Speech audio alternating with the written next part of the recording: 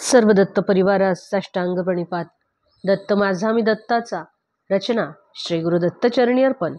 तत्पूर्वी चॅनल आवडल्यास like, share आणि सबस्क्राईब जरूर करावे. मनुष्याला अध्यात्मात त्याच्या शारीरिक बळापेक्षाही जास्त आवश्यकता असते ती आत्मिक बळाची. आपली देहबुद्धी जसजशी कमी होत जाते ना, तसतशी आपली आत्मबुद्धीही वाढत जाते.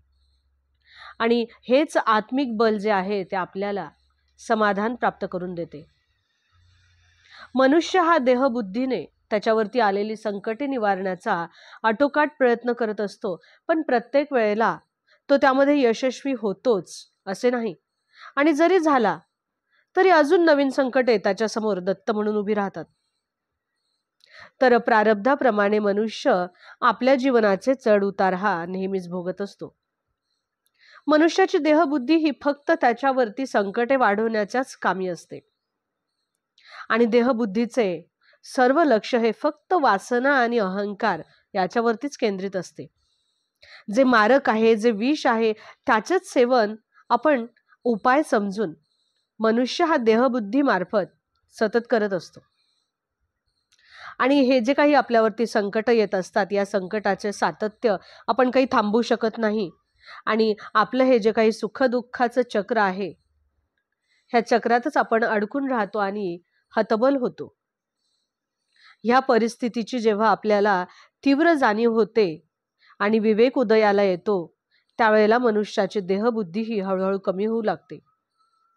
मनुष्याला त्याचे भोग भोगूनच संपवावे लागतात. आणि जर का मनुष्यावरती संकटच येणं बंद झालं तर तो त्याच्या देहबुद्धीपासून अलिप्त होणे हे अशक्य अशी गोष्ट होईल, नाही का?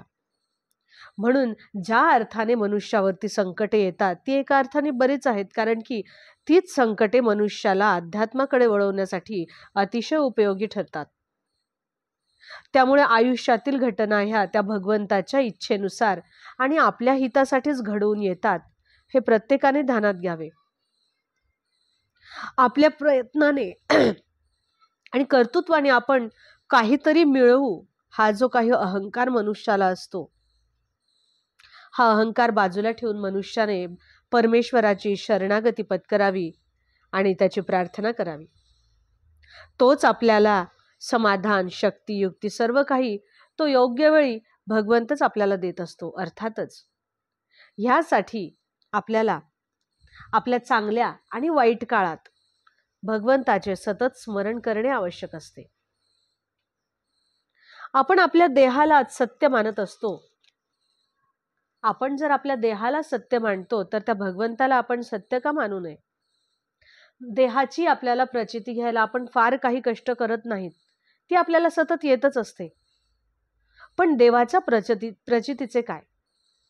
फरक एवढाच आहे की ती येण्यासाठी फक्त आपण आपल्या देहाला जे काही आवडते तेच आपण करतो. पण माझ्या दत्तांना हे आवडते का? माझ्या दत्त महाराजांना कुठली गोष्ट आवडतीये ती आपण करतो का? कारण जसा भाव तसा देव, हे आपण लक्षात ठेवावे.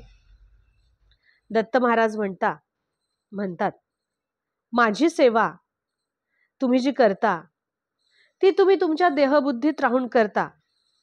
वास्तविक माझी सेवा करण्यासाठी मला काय आवडते? माझ्या तुम्ही आज्ञेत राहता का? माझे नामस्मरण करता का? सर्वांच्या प्रती भगवत भाव ठेवून कुणाचेही मन न दुखवणे आणि भगवंत करतो आहे हे सर्व जे काही करतात ते फक्त आणि फक्त दत्त महाराज आणि भगवंतच करतात, ही भावना आपण नेहमी ठेवणे. आपण त्या परमेश्वराची देहबुद्धीने सेवा करतो. तर देहबुद्धीने सेवा करतो म्हणजे काय की आपण आपल्याला काय आवडते ते आपण करत असतो. पण देवासाठी काय? देवाला ते आवडते का? ह्या गोष्टीचा आपण यत्किंचितही विचार करत नाही. अशी सेवा कदाचित दत्त महाराजांना आवडतही नसेल, पण आपण ती त्यांच्यावरती लादत असतो. का? तर केवळ ती आपल्याला आवडते म्हणून. मनुष्याने त्याचा देहबुद्धीचा त्याग करणे म्हणजेच काय की दत्त महाराजांना काय आवडतंय, कुठली नामसाधना आवडतीये ती नित्य करणे, सदैव सगळ्यांमध्ये भगवत भाव पाहणे, लोकांच्या प्रती विनम्र असणे आणि तो भगवंतच केवळ एकमेव करता आहे याची सतत आणि सतत जाण ठेवणे. अवधूत चिंतन श्री गुरुदेव दत्त. दिगंबरा दिगंबरा श्रीपाद वल्लभ दिगंबरा.